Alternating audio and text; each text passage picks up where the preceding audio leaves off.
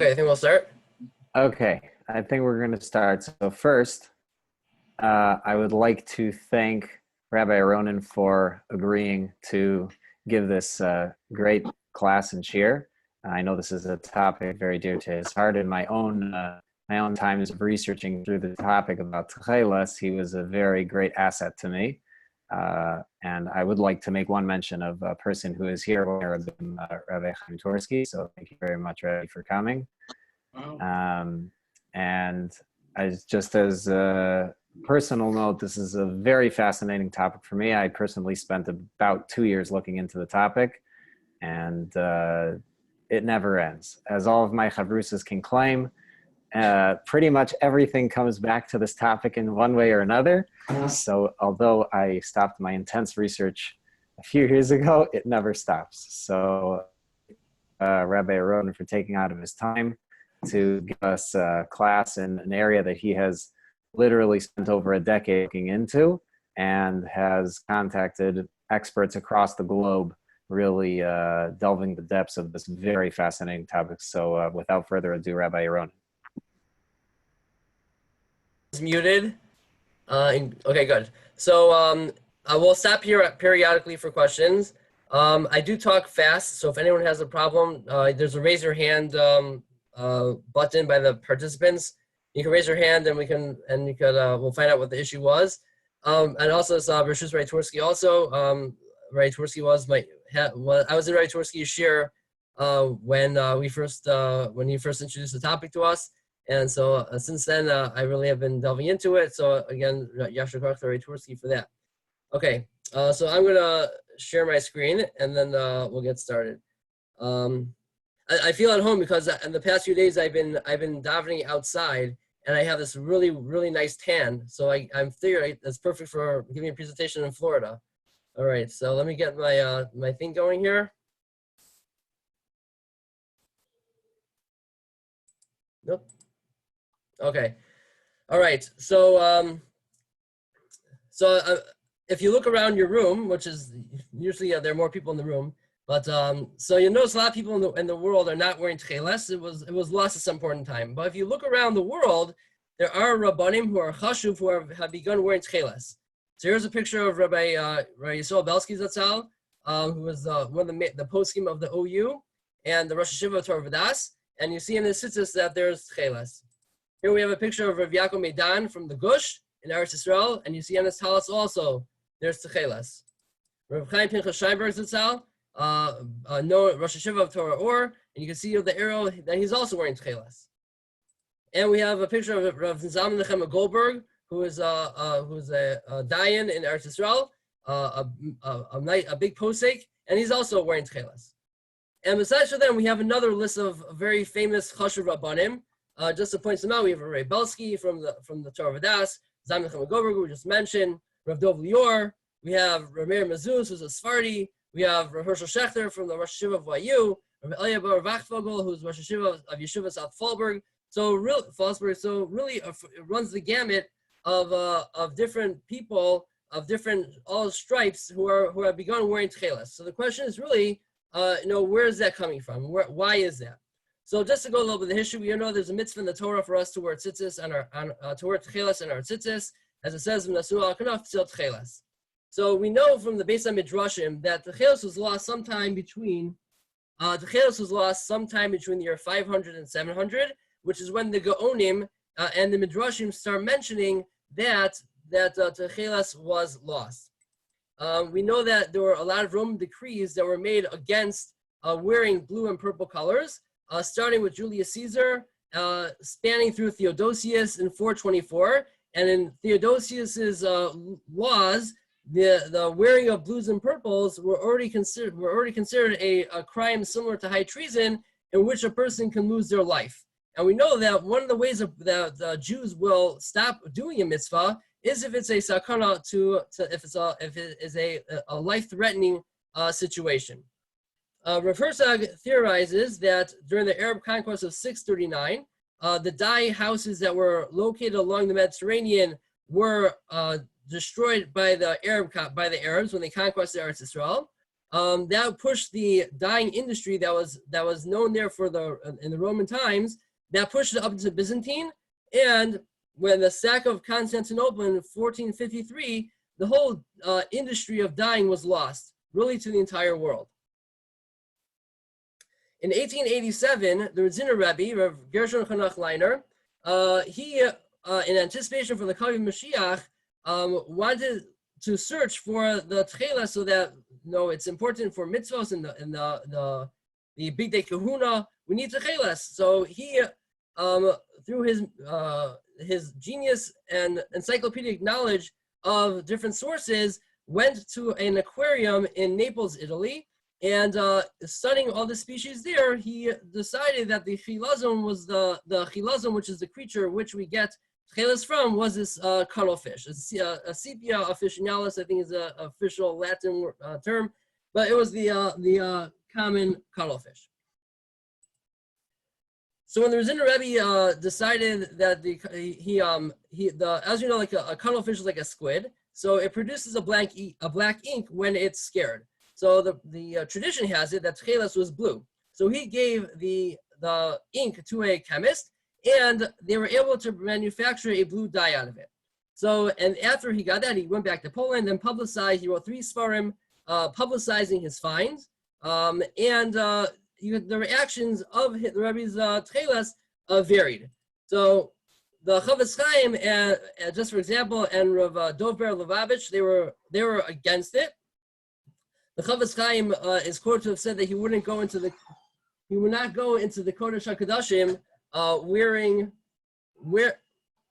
sorry, 1 second, about to interrupt my kid. Okay, he would not go into the Kodesh HaKodashim based on the Radziner Rebbe's Torah.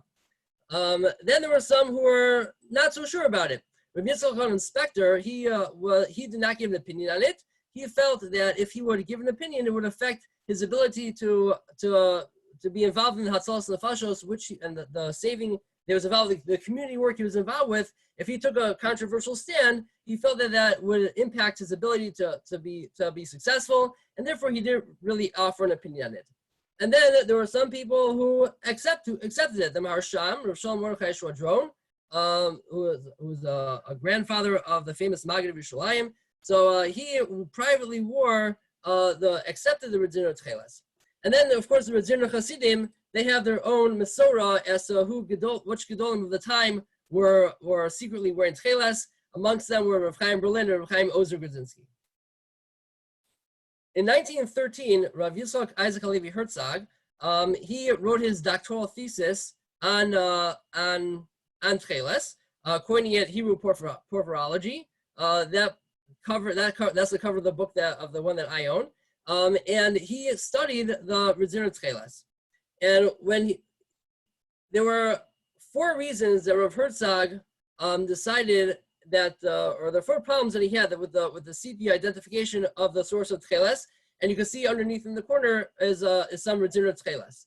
So the 4 problems that he had was that the Radziner Rebbe, when he was looking at all the sources, anytime the source mentioned a chilazon, the Radziner Rebbe assumed that was referring to the chilazon that was used to make Techeiles. And Rav Herzog did not agree with that position, that every time chilazon was mentioned, it should be referring to the chilazon of Techeiles. Second of all, we're going to see a source which says that the cuttlefish is similar to the sea. And as you can see over here, the cuttlefish does not really look like the sea. We would think it would mean it's blue or green or some sort of color resembling that. And this is it looks like a striped type of a fish. Second of all, he did not like the color that the Radziner Rebbe Techeiles was. He felt that the color was more like the European sky and not like the sky that was over the Mediterranean. And fourth, he discovered by sending samples to, I think, 3 different chemists, that the dye produced by the cuttlefish is actually something called Prussian blue, which we'll get to in a second. So just to address the similar to the sea aspect, I have a little video over here of a cuttlefish, and you'll see that the cuttlefish actually changes color.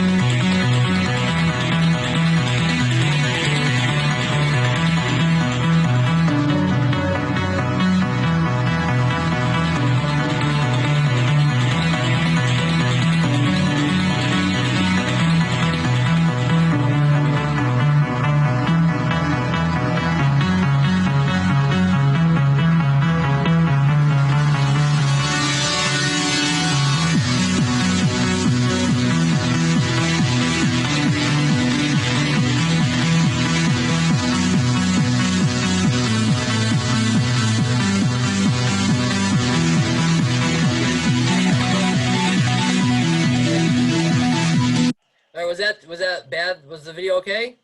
Iffy? Anyone? Good thumbs up over there. Okay, fine. Okay, so that's just, you see the cuttlefish has the ability to camouflage itself, and that's how the Rebbe was able to answer how it's similar to the sea. But in the end, the fact that this was something called Prussian blue really is discounted that position. So Prussian blue is actually a synthetic dye which was developed in the 1700s, and it turns out that the cuttlefish ink was only providing nitrogen or carbon to the chemical reaction, and it wouldn't make sense that Chazal would require that we have a certain species of animal to produce Techeiles if really the ink of the cuttlefish was really insignificant. In fact, the ox blood was used to produce the same dye, and one major problem with the Rizim Techeiles is that it's not permanent, and we're going to see that that's one of the conditions needed. And here we have a picture of my hand after tying Techeiles. See, you're never going to see that picture of my hand anywhere, so that's why it's a very good presentation. It's really personal. And then you see someone tied, as an old pair of tzitzis I found that someone was replacing their tzitzis, and you see, and where the circle is, you see that the blue dye starts to fade onto the white strings. So when Rav Herzog was researching other types of snails, when Rav Herzog was researching other types of snails, one of the candidates he picked on was something called the Murex trunculus. And here's a little background for that. I am a purple maker's assistant, and this is a worse job that disappeared during the siege of Constantinople when all the purple makers were wiped out. So we reckon that this is the first time in over 500 years that this particular process has been demonstrated, haven't we, Jim? Yeah, that's quite true. Yes. One of the shortcomings of television is that you can't smell the incredible niff that's coming off this rather disgusting mess. Why are we killing all these innocent shellfish? Well, this, Tony, is the basis of the whole of the imperial purple industry. This was the dye, the most prestigious dye in the world, in fact. The Romans, of course, made it an imperial monopoly, and this went on right into the Middle Ages, in actual fact. So how do you make it out of these things? Yes, well, basically, we have the mollusk. This is the Murex trunculus, and what we have to do is to make an incision into what, in fact, is the hypobranchial gland, and when we've done that, the dye or the precursor comes out, and the air, in fact, oxidizes it to the purple pigment. But of course, the old dyes had to do this on a vast scale, and this involved, in fact... No! Now, I really didn't know you were going to do that. Don't hit it too hard, otherwise you get all the entrails over the floor. Don't tell me, it was you who So, whacked it. that's the technique. Yeah. So we'll have to work through these. I've kept these on one side. I've done those for you previously. I don't want to hear that. That's the idea. Smashing a few stinking shellfish is stomach-turning enough, but the purple makers had to smash at least 1,000 to dye just one cloak. I can understand why only royalty could afford it. And put them into the pot. God, doesn't it affect you? Well, no, perhaps I'm used to it. There we are. Some more over there. Those we did earlier, of course. So now these will be put into the water, and then eventually, to get the actual dye, it takes about 10 days fermentation. Come on. In here like this? That's it. This is in order to extract the dye, or rather the pigment, from the macerated mollusks. How much water do you want? That's about right, yep. Then the dye will... Now stand for an hour or two to collect pigment in liquid, add wood ash for its alkali, and leave the putrefying shellfish to rot and stink for 10 whole days. Because we want it to ferment, and so that's what we've got here. Yeah. Now, you notice we have a lid on it. Why is that? Well, basically, we want to keep it in the dark. Otherwise, what happens is that the light, in fact, can break the dye down to what we call debrominate it. In other words, we take the redness out and we end up with a blue. So we can end up with this colour as opposed to that one. How do we know when this is ready? And this will be tested, in fact, either by the feel, which feels slippery, or by the taste. And this is shellfish that have been fermenting for 10 days. Exactly, yep.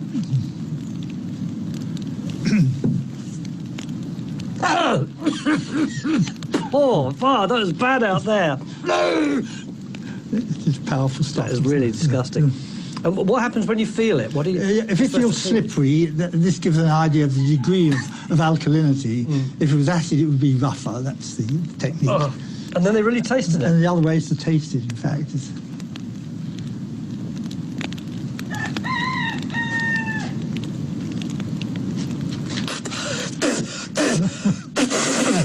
I don't know. Rather powerful. I don't know what it tasted like. It's just the thought, really. It's just so disgusting. Only having done the fermented mollusk taste test, is it now time to put the cloth in the vat, lid firmly back on. So we should leave it really for half an hour or so to pick up the dye. Leave it till I'm dead if you like. Oh, that was an adventure. Blimey.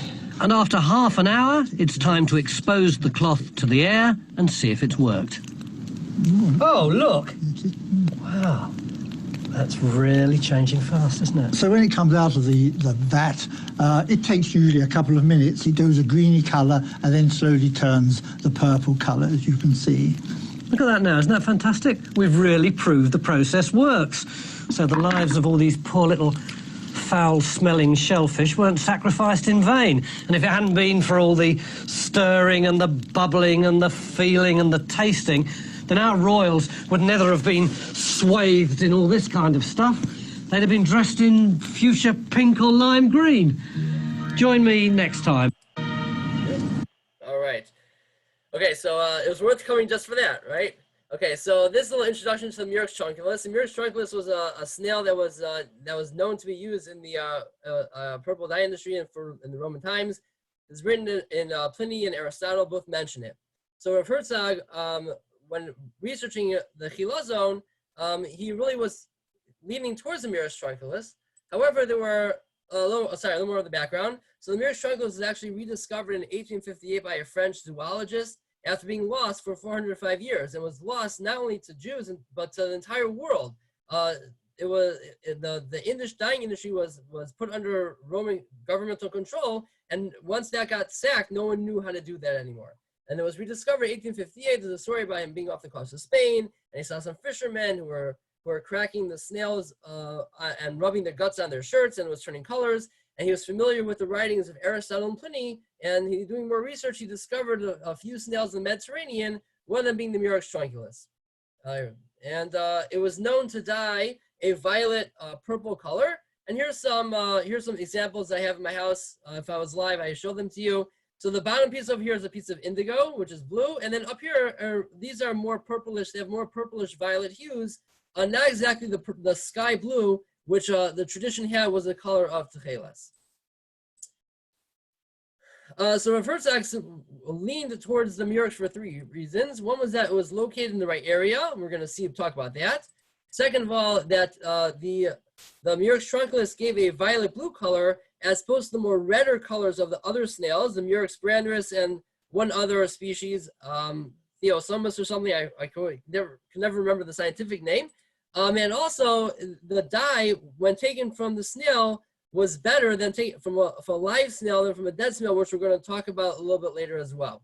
However, the Rav Herzog did reject the Murex for a few reasons. One is that we're going to see a Gemara which talks about different signs that the Chilazon has, and the Murex did not fit with that.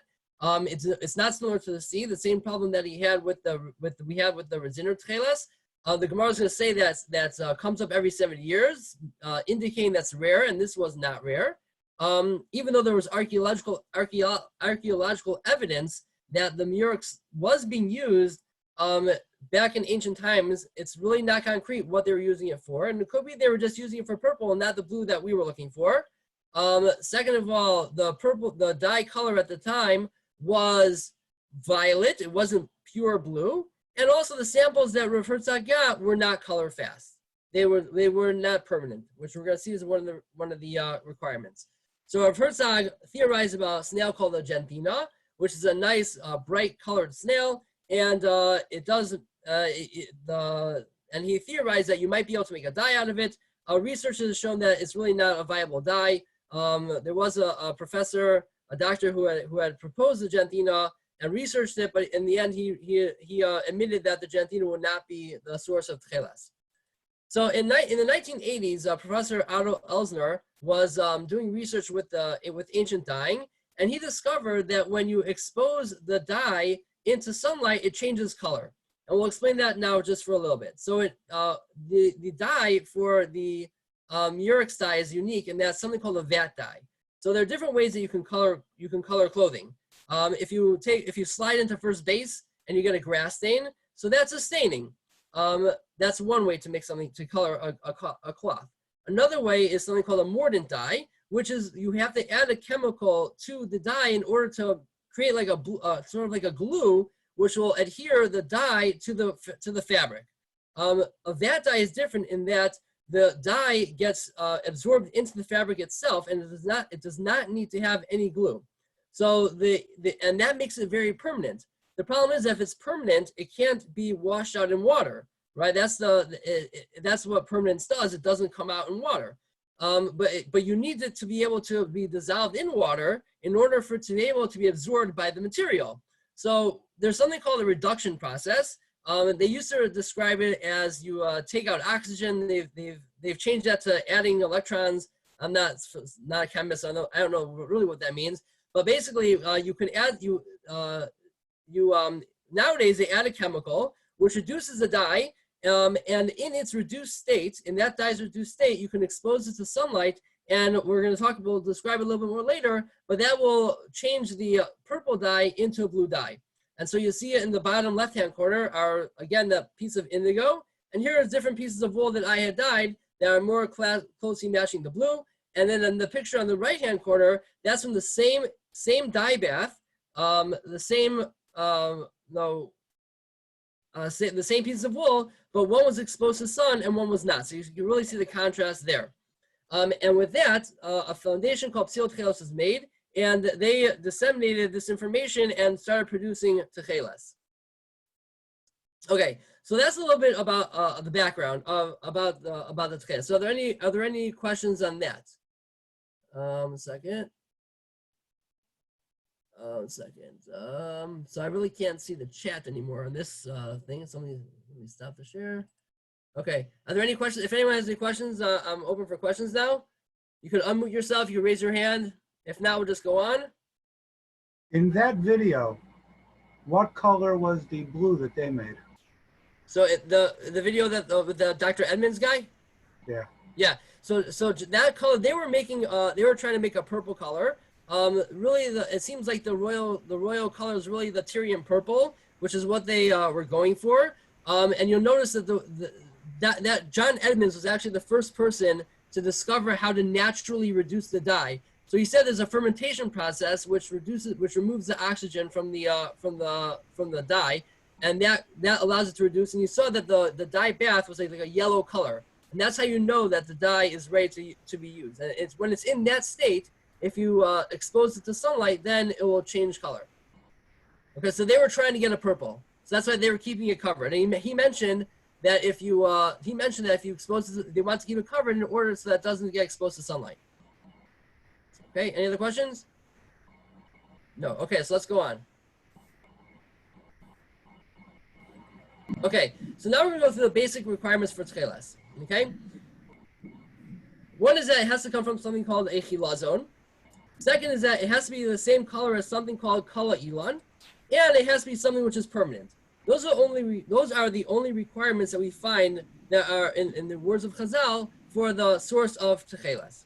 Okay, how do we know it has to come from a chilazon? There's a Tosefta which says that Techeiles is only kosher from a chilazon. That's pretty straightforward. Okay, so what exactly is a chilazon?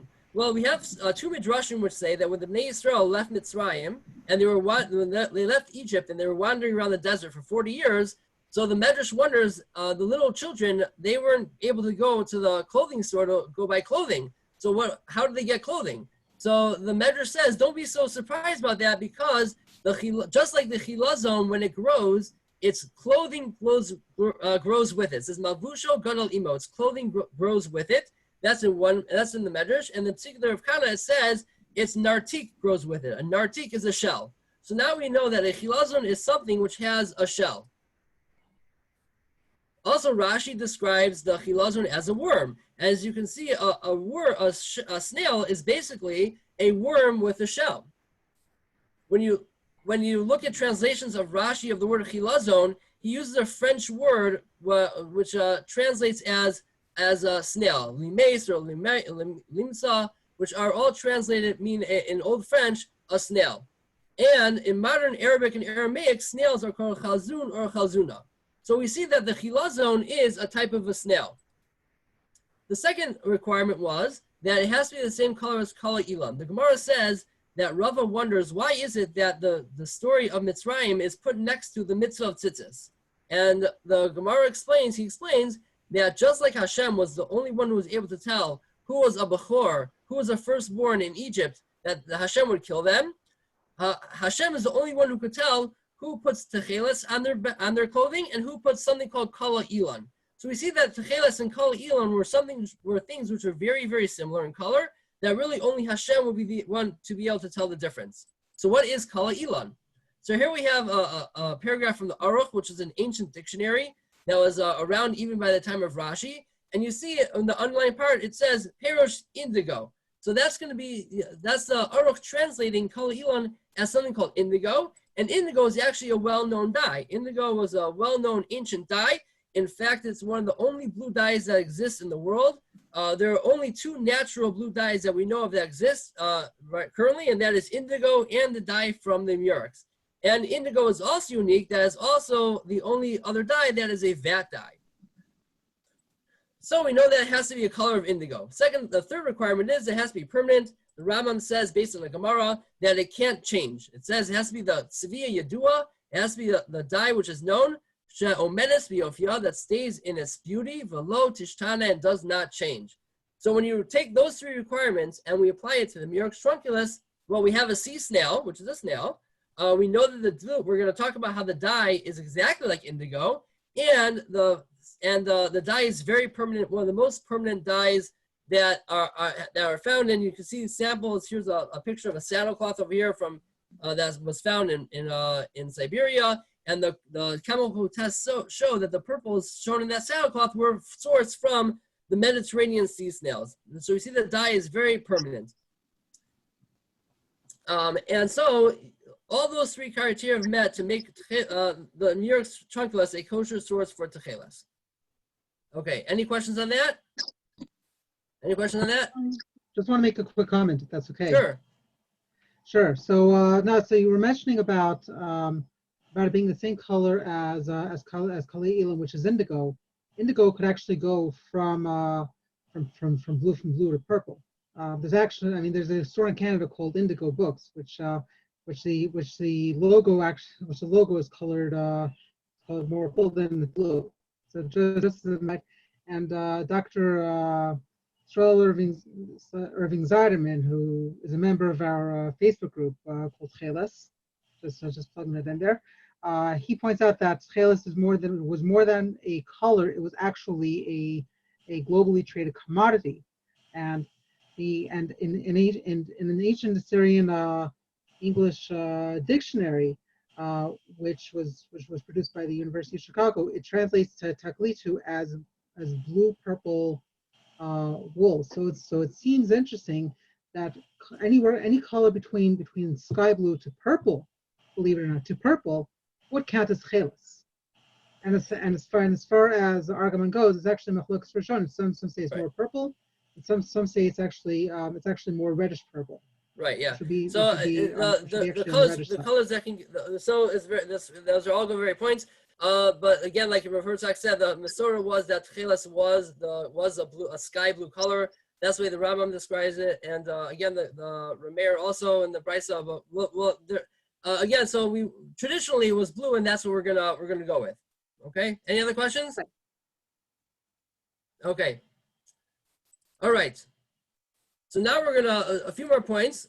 We're gonna try to prove that the Murex really is the chilazon mentioned by Chazal. So it's important to know that there are only two dyes used. There are only two dyes that were used in the times of the Gemara. The Gemara says that someone came to Rav Achai with a piece of wool, with a garment, and they did a test to find out whether it was kala ilan or it was Techeiles, and it passed both tests. So Rabbi Chai exclaimed, what is this thing? It's not Techeiles and it's not Kol Elon. What is it? So we see that there were only two choices. There was either Techeiles or Kol Elon. And based on that, if we could find the source of dye that was commonly used in the times of Chazal for any Techeiles color garment, and we would have to conclude that it must be the same dye that was used for the Techeiles tzitzis if it was not Kol Elon. And this being the case, the fact that Murex dye was widely used in the times of Chazal to produce Techeiles colored dye for royalty, it demonstrates that the same dye was used for tzitzis. Meaning that if you only have two choices, so if this is not Kol Elon, which is indigo, then it must be the dye that was used for Techeiles. Besides that, then this is a main part of the share here, is that there are about all these similarities, I think 13 similarities between what we know about the Murex trunculus based on science and history, and what we know about the chilazon based on Jewish sources. The identical dyeing process, they both have a color resembling the sea. They're both restricted at the same time in history. They both ceased to be used at the same time in history. They're both found in northern Israel. They're both referred to as purpura. They both produce a color called yankintos. They're both identical to Kol Elon. They're both different than indigo, that while it will not fade, while indigo will fade, it needed to be extracted when alive. The blood is not circulatory. The blood is both of them. The blood is black, and both of them that were expensive. So again, we're going to go through some of these pointers just to go in a little bit of detail. But these are all the similarities. There's a lot of similarities between the Murex trunculus and the chilazon. So we'll go through a few of these one by one. What is the fact that's found in northern Israel? So there's a Gemara which says that when Nebuchadnezzar destroyed the first Beis Hamikdash, his general Nebuzaradan left two categories of people in Eretz Yisrael. One was the Kormim and one was the Yogvim. And the Gemara says that the Yogvim were Elu Tzaidi Chilazon. These were the people who used to trap the Chilazon Misono Shel Tzur Ved Haifa, from the height of Tzur until Haifa. The Sono Shel Tzur is a landmark area up in northern Israel until Haifa. So when you look at a map of Israel, you'll see that that's where the Chilazon was found. And you'll notice this is the map from the Living Torah from Rav Ari Kaplan's Chumash, and you'll notice that Shevet Zvulun also juts up along the sea. And the Gemara in Megillah says that the Chilazon was found in Shevet Zvulun. So we know that the Chilazon was found in northern Israel. And that's exactly where we know the Murex dye was being made. First of all, there are archaeological digs that they have found there, where they have found, in one area, they found a pit that was 3 meters high, a football field long, so 100 yards by 3 meters of broken snail shells, indicating that wasn't necessarily, it wasn't a food source, but it was something that was being done industrial. And we have Pliny writes, in the Asia, the best purple is that of Tyre. And next we come to the city of Tyre, and all that, and the present day, all are famous confined to the production of the Murex and the purple. So we see that the Murex dye was also in northern Israel.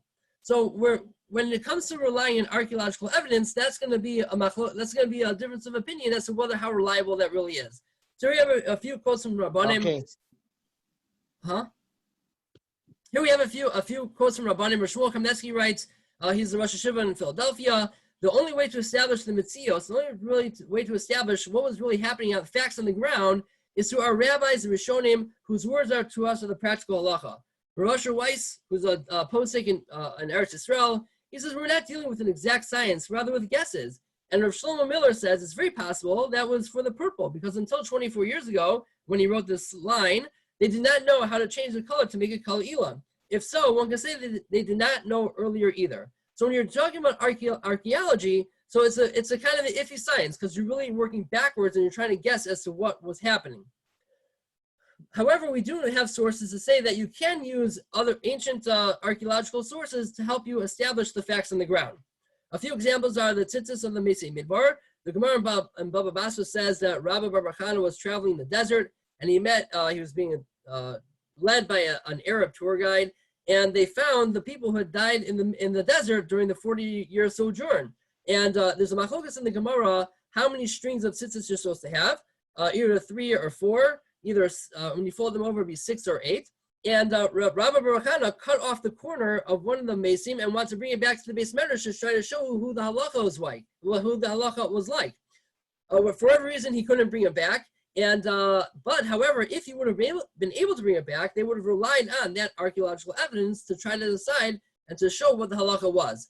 A pair of Rashi's tefillin was found in the cave of Yecheskel after some sort of earthquake, and they wanted to. And the Smag says, the Maharil says, based on that the Ashkenazim were not machmir on wearing Rabbeinu Tam tefillin because they found an old pair of Rashi's tefillin in Kever Yecheskel.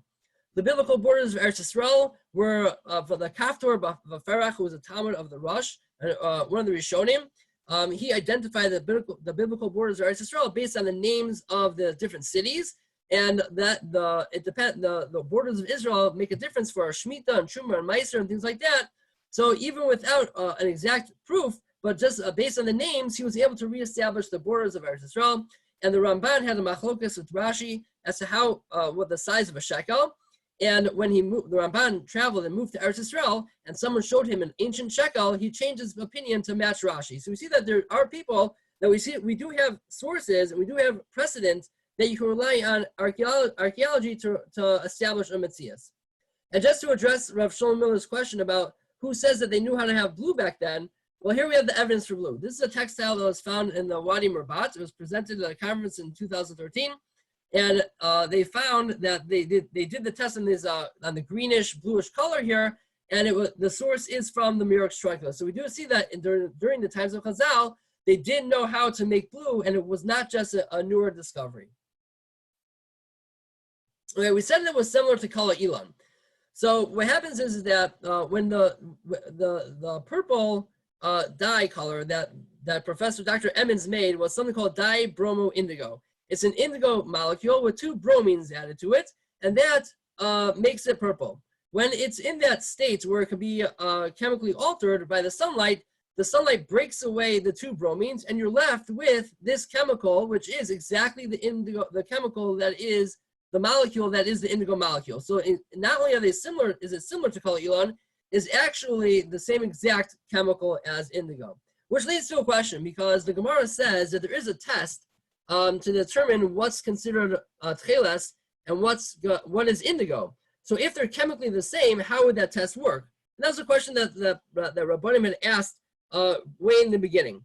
And so the answer is that they aren't exactly the same.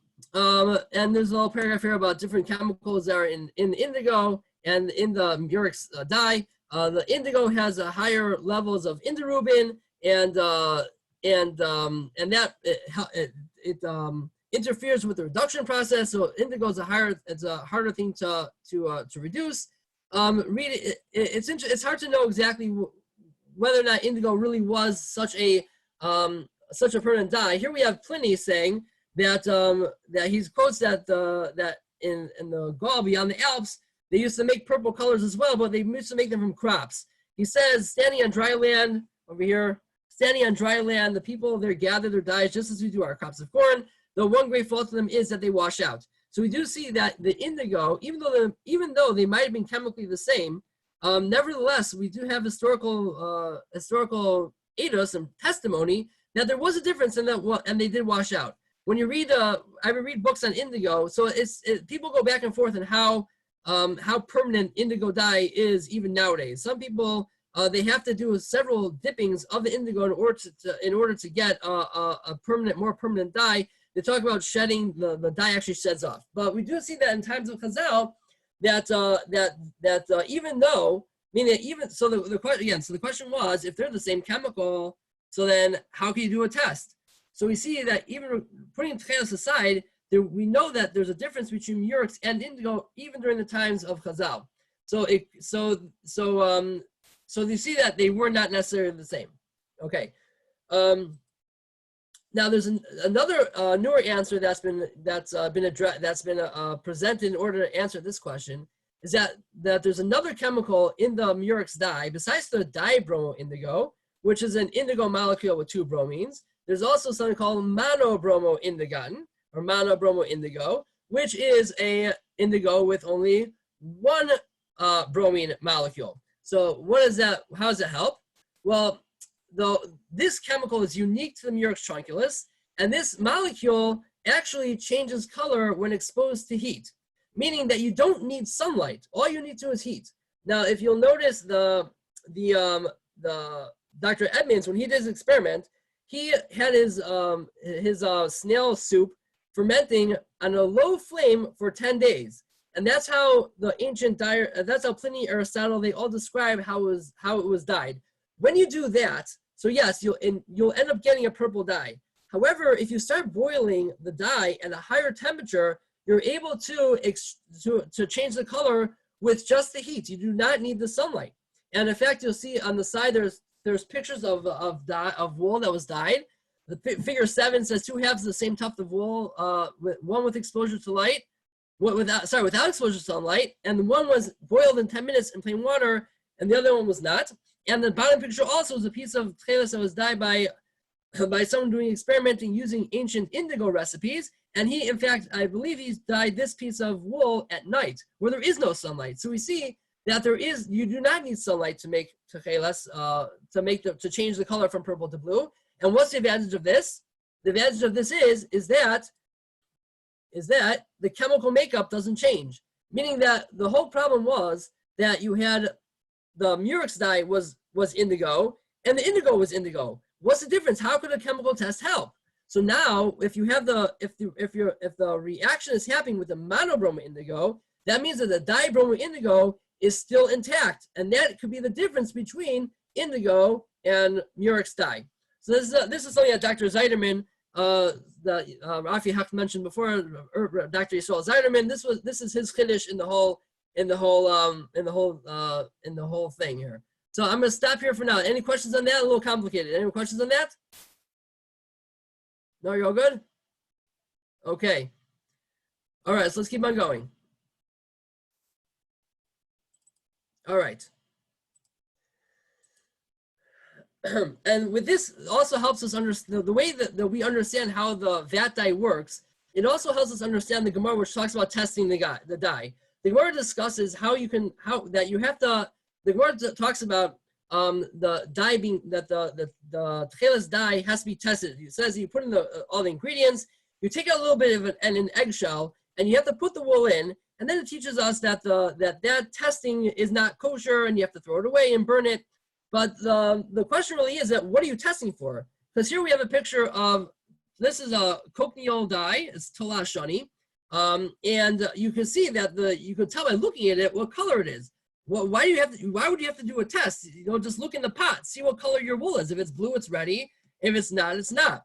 Well, if you know the history about vat dyes, well, then you'll know that that's not possible. Here are some examples of beakers of dyeing tests that I did. And you'll see that when the wool is inside the vat, you can't tell what color it is. You have no idea. Is it blue? Is it purple? You have no idea. So how do you know if it's ready? You have to take some out and test it. And that helps us understand the Gemara. Once you understand that the Techeiles was the Murex and it was done by a vat dye, we understand this Gemara a lot more clearly. Okay, another similarity was that the blood is not circulatory. So the Gemara on Shabbos says that you're not chayiv on killing the chilazon on Shabbos when you're trying to take out the dye. And the Reino Tam explains the reason that would be is because the blood is not circulatory. It's mifkad pakid. It's in a separate area. So when it came to the cuttlefish, that was very good because there was an ink sac. So we know that by chilazon the blood is going to be not circulatory. It's going to be sort of in a separate gland. And that's the case also by the Murex trunculus. Here we have a picture of a Murex which is cracked open. And you'll see there's this black vein over here where the dye is. So it's not a circulatory blood. It is, in fact, a blood which is separate.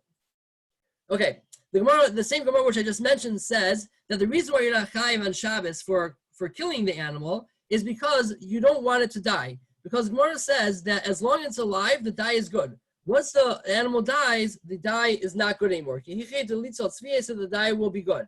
So that's the Gemara in Shabbos. And in fact, that's the case of with the Murex trunculus as well. Here we have Pliny and Aristotle saying the same thing. It is a great point to take the fish alive, for when it dies, it spits out this juice. And the people who have raised Murex trunculuses today, they have noticed that when they die, the dye starts to leak out of the vein and starts getting absorbed into the body of the snail and makes it much harder to die with.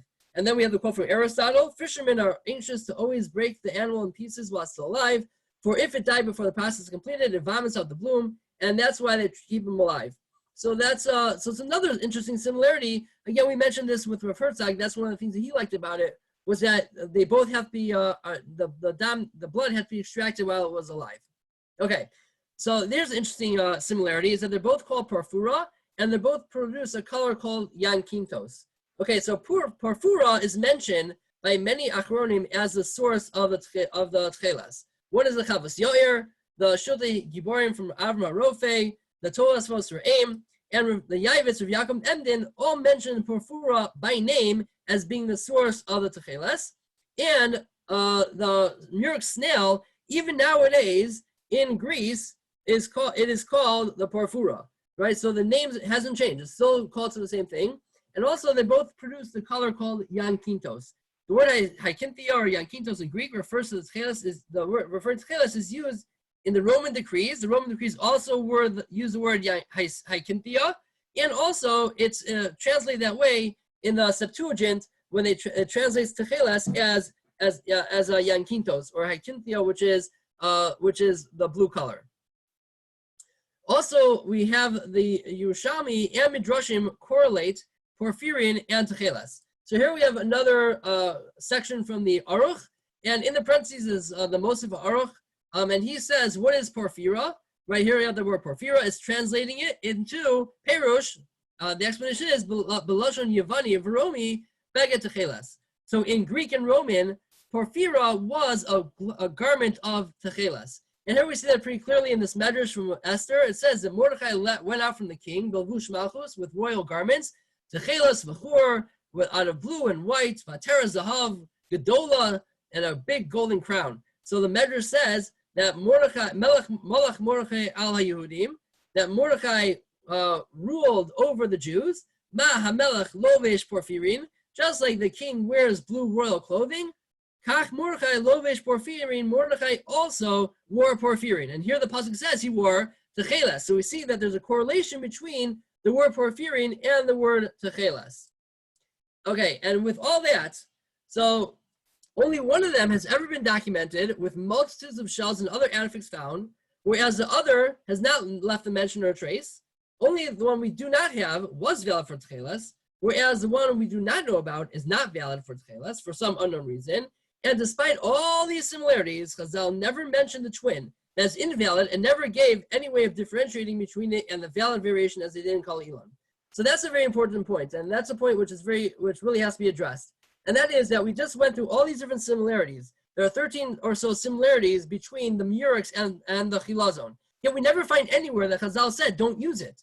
Right? They told us about Kollel, but they never said anything about this fake, a potential fake Chilazon from the Murex. So if you have that, you're really left with two choices. Either that this Chilazon was the one second. Right. So you're left with two choices. Either this snail is the Chilazon, or at least it wasn't pasul for Techeiles. Because otherwise, Chazal should have said otherwise. So that is really the Iker point. I think then, and all the questions that people ask about this Chilazon, no one really addresses that singular point. And they'll ask questions about the details, and this Rishon might say this, and this person says that, but they never address the real point. The point is, why did Chazal say it was pasul? Where are they telling us it is wrong? Just like they did by Kollel. Any questions on that? No. Okay. So with that, we can go on. But I just didn't understand how did all of those points, I didn't exactly get what the point of all of those points were. Could you just explain? Which points? The last few points. You're trying to say you have this 13 this slide right here? Yeah, this one. Yeah, this one slide. Yeah. I mean that if we're gonna say that the Chilazon and the Murex were not the same animal, that means that there was a twin snail floating around northern Israel at the same time as the source for Chilazon, and we only know about one of them, right? Only one of them has archaeological evidence. Only one of them is written about, and yet if we're going to say that the Chilazon was something else, that means that it was like a ghost, basically, right? There was no mention of it. And then you would have to say further that it's only the one we don't know about is the one that's kosher, and the one we do know about isn't kosher, right? So that's really the point. You got that? Okay. All right. So of course, once we have that, we can understand the brisa and menachos. So here's a brisa which gives some descriptions. It says, Tanu Rabbanan, we learned in a brisa, chilazon, the chilazon, this creature, zehu gufo dom al-yam, its body is similar to the sea, ubrioso dom ladag, and its creation is that of a fish. Vola acha l'shivim shana, it comes up once every 70 years. And with its blood you die. Therefore, it is expensive. So this is a brisa which is giving us sort of a description of the chilazon. Now, before we go into that, we have to think: does our murex really fit the simanim in the Gemara? Right? It doesn't look like the sea. Right? And first, I mentioned that doesn't look like a fish. At least not the ones that I see in the aquariums. Right? It doesn't come up once every 70 years. And additionally, the Rambam mentions that the blood is black. And here, the blood is not black, seemingly. So before we address this, we have to understand that the descriptions of the Gemara are made in context. Because sometimes the Gemara will describe it with the assumption that everyone knows what you're talking about. Now, the chilazon was a very popular item back then. It might have been rare, but was very famous. And therefore, Chazal had the assumption that you knew what you were talking about it. And we have examples of that as well from other things. One is that we have a chotem of an esrog, where a chotem literally is a nose. And I don't know if you have in Jacksonville, but in Chicago, I've never seen an esrog that has a nose on it. But we know what it means. It means that the esrog has like a sloping top. Also, shalshalas of a hadassim. Shalshalas literally is a chain. So there are no trees or branches that have chains. But once we know what the hadas looks like, we know that the leaves are overlapping each other, and that's what the chain is talking about. So if we understand what the item is, then it gives us context, and with that we can understand the brisa. So now with that assumption, with that understanding, we'll go back and look at the brisa again with this new light, in light of the murex trunculus. Okay, what is that? It says similar to the sea. So how is this explained? Well, the Ramban says that yam, the sea, could also refer to the seabed. And in fact, the murex trunculuses are very hard to find. Here we have some pictures of the murex blending in very well to the seabed. Now, all the way on the rock, there's a rock. I'm not sure where, I don't even remember anymore where the murex actually is. I think it might be over here, actually. But you see that it blends in really, really well with the rock. The second explanation is that the murex is covered with a fouling, a sea fouling, which actually gives it a bluish greenish color. And so it really is the color of the sea. And this stuff does not come off. People have tried to brush it off with toothbrushes, and the coloring doesn't come off. Okay, so that's addressing that point. Next, the brisa said it was similar to a fish. So the Rambam says the who dug, and it is a fish, and the Gemara says it's similar to a fish. So the fact that the Gemara says it's similar to a fish shows it's not really a fish. And second of all, the Gemara explains that in Chazal's terms, all sea life can be described as a fish. In fact, Ibn Ezra says that he calls a crocodile living in the Nile River. He says he refers to a crocodile as a dug, as a fish. So we see that in ancient in our sources, the term fish isn't so pigeonholed into what we would consider a fish. And last but not least, here we have a common shape of a fish. Fish usually have the shape, general fish have the shape of being narrow on both ends and wide in the middle. And when you look at the murex trunculus profile, it does have that very same profile. As opposed to the other snails which are found in the Mediterranean. All the way on the right is the picture is the murex brandaris, and that is a source of a more reddish color. And you see that does not have that same profile, a distinct fish-like profile. Again, and then over here are the other snails that are found around. So it has, in that area, we see that the murex does have a distinct fish-like profile. And in fact, Rashi says the shape is that of a fish.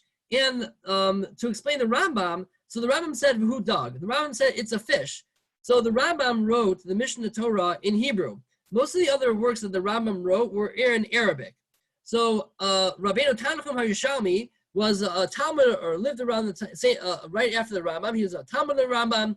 He wrote a dictionary for the Yad HaChazaka, which was in Hebrew, into Arabic. And when he writes Chilazon, the Rabbeinu Tanchum HaYishami says that it's Al-Chazuna, which is the Chilazon, the Arabic for snail. So even we see that the Rambam, even though the Rambam describes the Chilazon as a fish, it's really translated as not bedafka, not explicitly a fish, but a fish. It could be something which lives in the sea type of a fish. Yeah. Any questions on that? Any questions?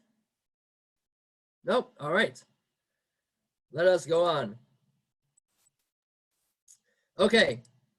So here it says it comes to shore every 70 years. Okay, the Gemara says it comes up every 70 years. So we read the Gemara in Shabbos, which said that Nebuchadnezzar left trappers of the Chilazon in northern Israel, right from the heights, from the Slomos Shel Tzur, from Tzur to Haifa. So we see if trappers were needed, that shows that that means that it was always available, and the 70 years might have been some sort of unique event. And secondly, this description is not codified in the Rambam as being halacha. Should be done, or shouldn't be done. But this which the Gemara says that comes up every 70 years. Yeah, that's right. But these Murex don't, congregate on the sand. They don't reach the shore and climb up the sand once it's been many years. 70 is just a number found in the Gemara, and it means a lot of years. It can be 50 or 20 or 100. And that's the way it is by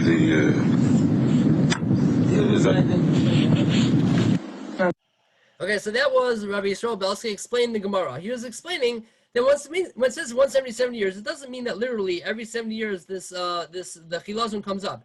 It just means that every once in a while, it's possible that they can wash up onto shore. And here we have a bunch of headlines from different events where shells washed up onto seashore. You have one in New Zealand, one in Florida, where conditions can happen where they can where shells and seashells can wash up on the shore. So actually, I emailed one of the people in the Florida event, and he wrote to me that it could have been due to a red algae, a red tide. But he wrote at the end, I know the Mediterranean Sea also experiences HABs, and therefore I would say it's possible such an event could occur in your area. So I live in Chicago. I don't know what he's talking about my area, but he's saying that that is possible that this type of event could happen where shells can naturally just be washed up onto the shore. Okay, and then the last thing was the black blood. Again, we see that there is no real source in Jewish literature that the Chilazon has to have black blood. Aristotle does mention that the Murex has black blood, and the Rambam did rely on Aristotle's natural works. And when Aristotle was describing the Chilazon, the Murex, he was discussing this vein, and this vein in the Murex is black, as opposed to the vein in the Branderis snail, which is more brown. And the picture on the right is the dried out blood dye that they use at the Story of Techeiles factory in Eretz Yisrael, and you see that it is a dark black color. So that is proven to be okay. Okay, and the last thing that we'll discuss in the details is expensive. Here it says the Tyrian dipafa, which could not be bought for even 1,000 denarii per pound. It says Pliny. And Theopompus says purple for dyes fetch its weight in silver at colophon. So we see that they were very, very expensive at the time. So okay, so those are the different the similarities, and we've now addressed that Brisa, which does not describe the Murex, but if you put it in context, it could. Are there any questions on that? No? Okay. You're a good audience. Right, no questions. Okay, great. All right. All right. Oh, really? Okay. So it's getting late. So I have a little more. If you're interested in staying, you can stay. If you want to leave, you can leave, because I'm not insulting. No one's walking out, right? You're just clicking off. So it's not insulting at all. So if you want to leave, I know it's late in Florida, So if you want to leave, you can leave, but I have some more stuff to say. So if you want to stay, you can stay. You're more than welcome to stay. If you want to leave, you can. Is that okay, Sammy? Is that okay, Rubicon? Okay, great. Just letting you know. Okay. I'm just letting you know Okay. that I'm trying to get more people to join by saying that Chaim Tversky's in these Zooms. So everybody to join. It'd be better if he was speaking. Okay. All right. So we're gonna go on. Okay. All right. So we just gave a pretty convincing presentation as to why a person might think that the Murex is the Chilazon. The question is, well, why not? Well, how come this isn't universally accepted? And so here we go. Here's some. This is based on Aryeh Leibowitz, who's a Rav in North Whitmere, and he gave a speech like this. So some Rabbanim have researched it, but they're not convinced. One example of that is Rav Asher Weiss, who has written 3 tshuvas on the matter, and he is not convinced. He is not convinced with the evidence. He does not rely on the archaeology, like we mentioned before, because it's a shaky type of a science. And he is of the opinion that really you have Rishonim. Of course, I cherry picked Rishonim that would fit nicely with the Chilazon, but not all the Rishonim fit nicely. And he was of the opinion that that would have to fit with every Rishon. So some Rabbanim are partially convinced, but won't wear it for other reasons. And I guess the predecessor for that would have been Rav Yitzchak Khan Inspector, who didn't get involved with the Machlokas with the Story of Techeiles. And there are different reasons why that might be. Some people don't like the affiliations of the Chilazon. People who wear Techeiles. Some people are trying to make there's so many changes going on that if we start making changes, it could lead to disaster. Some people said it was because of financial considerations.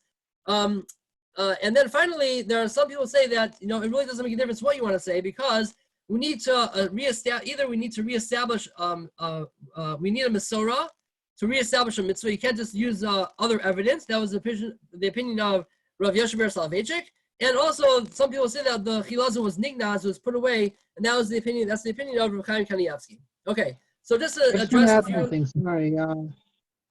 Sorry. Yeah. I just want something. The picture of Rav Asher Weiss. Just wanted that Rav Asher Weiss relatively recently came out and said that there's that he feels that even though he feels that we don't have Techeiles today, there is no downside to wearing the Techeiles, and if you already started to take it on yourself to wear the Techeiles, no reason to stop. Right. So that is true. But he personally, I've talked to one of his talmidim is actually a classmate of mine, and he tried to convince Rav Asher Weiss. He's not convinced. So he might say that there's nothing wrong with it, and he's not going to speak out against it. But personally, he does not. And the point is to say that personally, he does not hold of it. Okay. So just to address the Masorah aspect, so that there's actually the Beis HaLevi, who was Rav Soloveitchik's great grandfather. He addressed the Rizina Techeiles, and there's actually 2 different versions of what the Beis HaLevi's objection to the Rizina Rebbe was. The first was that in the Soloveitchik family, which is the one we just said, is that if you want to reestablish a mitzvah, you have to have a Masorah. And once that Masorah gets broken, you can't just use different proofs to reestablish it. You have to have a tradition. So that was the Soloveitchik family tradition as to what the Beis HaLevi said. The Rizina Rebbe, in one of his farm, writes a letter that was written in the name of the Beis HaLevi, and he said a little differently. He said that, Rizina Rebbe, you're trying to tell us that the cuttlefish was the Chilazon. Well, the cuttlefish was a very common animal. In fact, the dye was used for painting and for things like that. So people knew about it. How come my father never used the cuttlefish as the Chilazon? It must be that we have a Masorah that the cuttlefish is not the Chilazon. There's a negative Masorah on the cuttlefish. However, if you would find something which was lost, or you discover something which was new, then we will be mechuyev to wear the Techeiles that you found. So that argument actually works very well with the Murex Techeiles, because as we mentioned in the beginning of the shir, the Murex Techeiles was lost to humanity for over 400 years. So that would fit very well with that. And Rav Yashiv, was one of the great poskim, recently passed away. In his tshuva, he actually mentions the version of the Rizina Rebbe, that position of the Beis HaLevi's objection. Okay. Besides for that, the Maharil, who was the late Rishon, early Achron, he said that the Chilazons would be able to be found based on the distinguishing features, and also the Rosh and the Rif, who are the Rishonim and who talk about the Halach and the Gemara, they only talked about halacha that was practical, and they bring down the halachos of Techeiles, which would indicate that they felt it wasn't something which would be lost and you couldn't find again. Okay, and here's some examples of things where we have no Masorah or the Masorah even changed. Turkey, there's no Masorah on eating turkey. Like we mentioned before, the biblical borders of Eretz Israel, how the translation of the word orez, there's a machlokes amongst the Gemara what orez is, whether it's rice or millet, and the Gra, based on experimentations, defined orez as rice, and that's how we go. That's how we we assume that rice is orez based on that. The Chazon Ish identified esrogim that were not grafted based on simonim, based on signs. We mentioned that since it's a Mesei Midbar, where they would have considered the halacha based on that, the Shekel and Ramban, and then we have a few examples of things where the Masorah changed. We have the Nusach HaTfilah. Rav Moshe Feinstein says that Nusach Ashkenaz has a further back Masorah, which means that sometime the Hasidim they decide to change from their Masorah, and it seemed to be an acceptable type of a thing. The Shechita knives, when they first were being made out of stainless steel, people said they were treif because you're changing the way it was that was done, and now everyone uses the stainless steel knives, right? That changed, and we have machine matzahs. Originally, when machine matzahs came out, the Rabbanim said they were a treif. Not only were they not able to be used for the Seder, they held that they were a chametz stick. And now machine matzahs, as long as they have a nice hashkacha and OUP, those have accepted to be kosher for Pesach. So we do see that. So we do see that even though we hold Masorah to be a very important part of our religion, and we take great it's weighed very heavily, but it isn't necessarily the final word when we're trying to do mitzvos and trying to improve our avodas Hashem. Sorry, can you explain the shekel of the Ramban? Sure. So the Ramban again, he changed his opinion based on finding an archaeological artifact.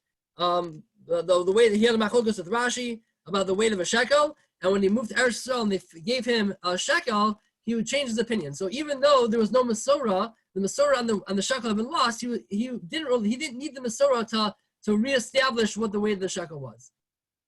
Any questions? Okay. Next. So the second question we'll address is Nignaz, that was put away. So here we have a story in the Sifri, which says that Yossi was walking and he met a person who, long story short, he found the chilazons, and Rabbi Yossi exclaimed at the end of the story, the fact that they're protected shows that they were Nignaz to tzaddikim in Olam Haba, that they're put away for tzaddikim in Olam Haba. Okay, so that seems to indicate that the Techeiles was put away till Olam Haba, and it could not be found again. So the way that this is dealt with is that, first of all, the term Nignaz does not necessarily mean it's lost forever. We find examples in the Rishonim where Nignaz can mean put away even for one overnight. When the Bnei Yisrael first got the man in the desert, so Hashem told Moshe to be gonez, or Rashi says that, Hashem told Moshe to put the man away from Friday to Shabbos, and Rashi says it was Nignaz. So we see that the term Nignaz could even be used for being putting away for one evening.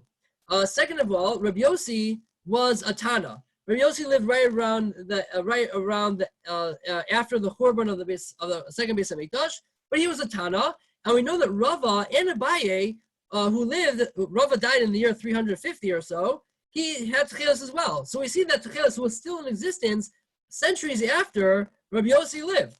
Rav Dovid Pardo explains that only a certain chilazon that was provided Techeiles for the Bigdei Kahuna was put away. And again, we had certain Achronim, the Marsham, who accepted the Rizir Techeiles, and other Achronim who accepted the Rizir Techeiles did not seem to consider this Sifri a concern. Okay, so here we have a couple of videos just to address the opinions of Rav Yashiv and Rav Chaim Kanievsky. Interesting to note, the last time I was in Eretz Yisrael, I was by one of the very great poskim in Eretz Yisrael, Rabbi Moshe Markla, Karb Shlita. He was extremely close to Rabbi Yashiv. And when I was with him, I noticed that he was wearing Techeiles. And I asked him, did you speak to Rav Elyashiv about it? And he said, yes, he sure did. And I said, and Rav Elyashiv said, still, at this point, you should wear betzina, because still it wasn't as kabul by the Eilam. But I asked him, did Rav Elyashiv discourage you in any way? He said, no, he didn't discourage me.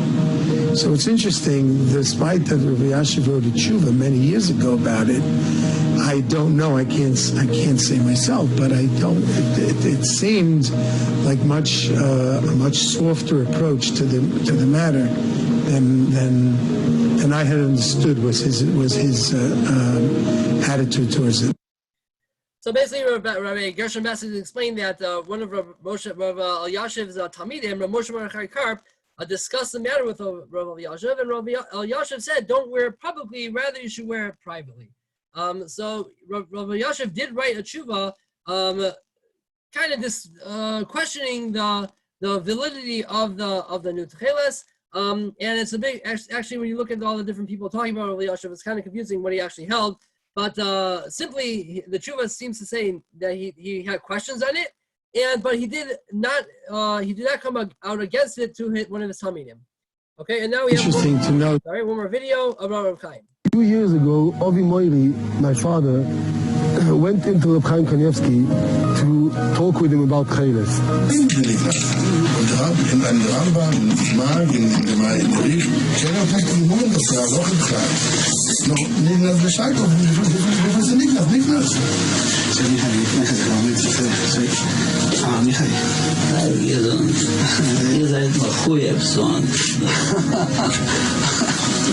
הוא עוסק בזה 3 שנים, הוא עוסק בזה יום ולילה, עכשיו זה רבי חיים בעצמו. אמן.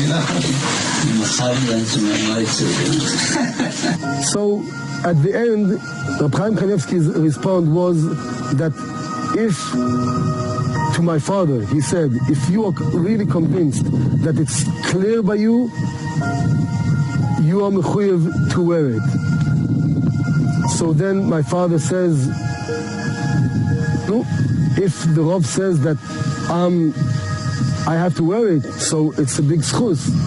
So he says, he repeated, if you really convinced that you mechuyev al pidin. אז דבר מתאים לזרוק, צריך להיות מחויב. שואל הסקורס.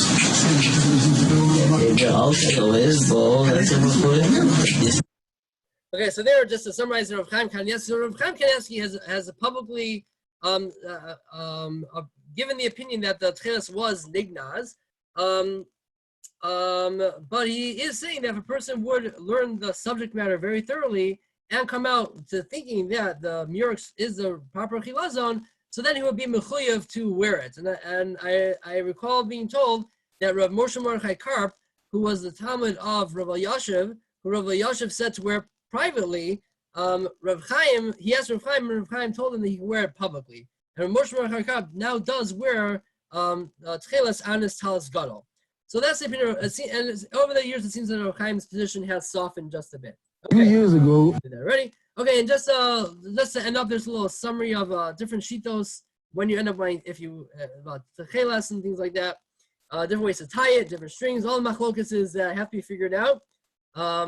Here we have different styles of tying, different how many strings of Techeiles you have to have, how you tie it exactly. So all these different shitos, and to get more information about that, there are a couple websites that you can look at. One is techeiles.org, one is techeiles.com, and then one is bluefringes.com. They're all very, they have a lot of great information.